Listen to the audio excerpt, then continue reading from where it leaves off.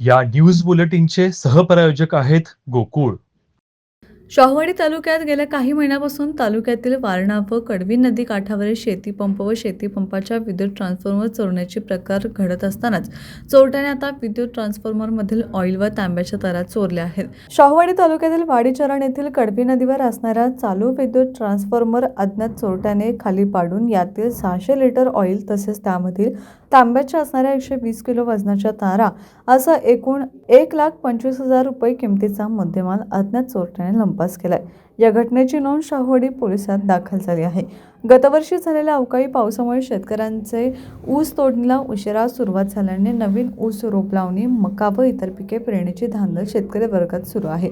त्यामुळे ऊस रोप लावण्यासाठी व इतर पिके पेरण्यासाठी सर्व शेतकऱ्यांना पाण्याची गरज लागत आहे. त्यामुळे शेतकऱ्यांनी नदीवरती विद्युत पंप बसवले आहेत, पण गेल्या काही दिवसांपासून वारणा व कडवी नदी काठावर विद्युत पंपाच्या विद्युत केबल व पाण्याची विद्युत पंप चोरीच्या प्रमाणात वाढ झाली आहे. त्यामुळे येथील शेतकरी चिंताग्रस्त बनला आहे. शाहूवाडी पोलीस ठाण्याचे पोलीस निरीक्षक विजय खिरडे यांच्या मार्गदर्शनाखाली पोलीस उपनिरीक्षक परशुराम शिरसाट, सहाय्यक फौजदार कॉन्स्टेबल मानसिंग खताळ यांनी घटनास्थळी जाऊन घटनेचा पंचनामा करून तपास सुरू केला आहे. टीव्ही नेक्स्ट माझ्यासाठी शाहूवाडीहून नथुराम डवरी.